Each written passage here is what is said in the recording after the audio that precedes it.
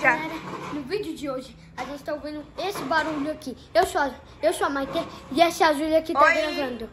Não, a gente é porra de ir lá? É. Só que a gente vai. Tem que enfrentar nossos medos, né? Então bora lá. Vem com a gente, galera. Eu vou dar um zoom, porque eu tô com medo de ter alguma coisa aí eu vou dar bem claramente o que tá verdade. Olha. Gente do céu. Eu tô com muito medo. Caramba. Socorro. Não, eu tô com muito medo. Barulho! Eu tô com muito de real. Eu tô com muito, mas muito medo. Bora lá de novo, gente.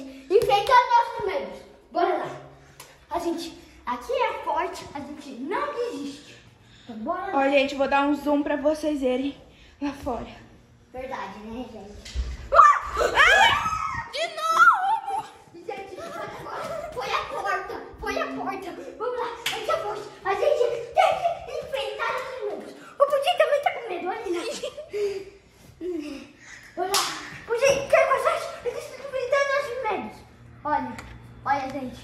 Olha que tem. A luz! Vocês estão vendo a luz ali? Olha ali. Vocês viram bem claramente que ela tava piscando, né? Vamos chegar mais perto. Vamos lá pra dentro! Corre! Não! Que isso, vai ter? Eu tô com muito medo, real! Caramba, eu tô com medo real! Eu não aguento fazer isso! Eu tô com medo real! Eu vou até cair! Gente, o Bernardo gritou. Ele tá no treino! Corre! Vai lá! A luz, gente. A luz de novo! Dá um zoom aí! Dá um zoom pra eles virem! A luz tava piscando, gente. Olha ali! Ali. Olha ali! Gente, tô com medo.